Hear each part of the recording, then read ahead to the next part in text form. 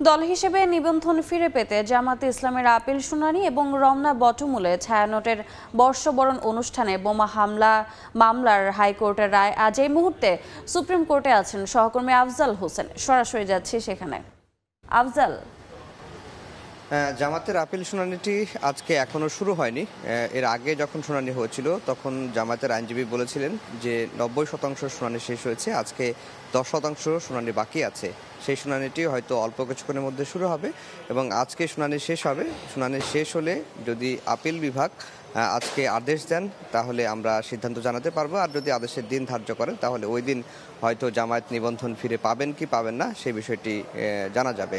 আর যেটি বলে রাখি, 2013 সালে জামায়াতের নিবন্ধনটি বাতিল হয় এক রিট আবেদনের প্রাথমিক শুনানি শেষে। এরপর জামায়াত আইনি লড়াই শুরু করে। 2023 সালে এসে জামায়াত আপিল করে। জামায়াতের আপিলের প্রেক্ষিতে আপিল বিভাগও জামায়াতের নিবন্ধন বাতিল করেন। তবে আপিল বিভাগ সেদিন নিবন্ধন বাতিল করার পেছনে শুধুমাত্র একটি যুক্তি দেখান যে ওই দিন জামায়াতের কোনো আইনজীবী আদালতে উপস্থিত ছিলেন না। সেই গ্রাউন্ডেই জামায়াতের নিবন্ধনটি হাইকোর্ট যে বাতিল করেছিল, বাতিলের রায়টি আপিল বিভাগও বহাল রাখেন। 5 আগস্টের রাজনৈতিক পট পরিবর্তনের পর জামায়াত আবারও, যেহেতু আইনজীবীর উপস্থিতি না থাকার কারণে আপিলটি নিষ্পত্তি হয়েছিল, সেই কারণে জামায়াত আবারও আবেদন করে এবং বর্তমান যে প্রধান বিচারপতির নেতৃত্বাধীন আপিল বিভাগের 7 সদস্যের বেঞ্চ রয়েছেন তারা সেই আবেদনটি মঞ্জুর করেন এবং মঞ্জুর করার পরে আবারও নতুন করে শুনানি শুরু হয় এবং শুনানির 90% শেষ হয়েছে। আজকে 10% শেষ হলেই হয়তো জামায়াতের নিবন্ধন ফিরে পাওয়ার বিষয়টি সিদ্ধান্ত আপিল বিভাগ জানাবেন।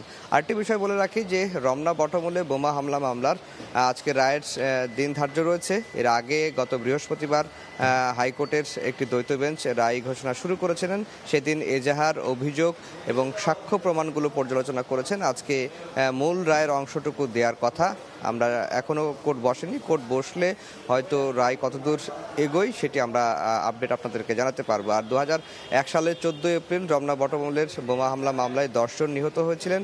এই ঘটনায় একটি মামলা হয় এবং মামলায় আমরা দেখেছি যে হরকাতুল জিহাদ নেতা মুফতি আব্দুল হান্নান সহ 8 জনকে মৃত্যুদণ্ড দিয়েছিলেন এবং 6 জনকে যাবজ্জীবন কারাদণ্ড দিয়েছিলেন এবং এই রায়ের বিরুদ্ধেই আসামিপক্ষ হাইকোর্টে আপিল করেন এবং ডেথ রেফারেন্সের অনুমোদন চেয়ে রাষ্ট্রপক্ষ একটি আপিল করে এবং জেল আপিলও কয়েকটি জমা পড়ে এবং সেই প্রেক্ষাপটেই আজকে চূড়ান্ত রায় ঘোষণার কথা রয়েছে। এর আগে যেহেতু গত বৃহস্পতিবার আংশিক রায় পড়েছেন, আজকেও আংশিক রায় পড়া শেষ হলেই এই মামলা চূড়ান্ত রায় হাইকোর্ট ঘোষণা করবেন। তো এই ছিল মূলত হাইকোর্ট থেকে আমার কাছে দুটি বিষয়ে সবশেষ খবর।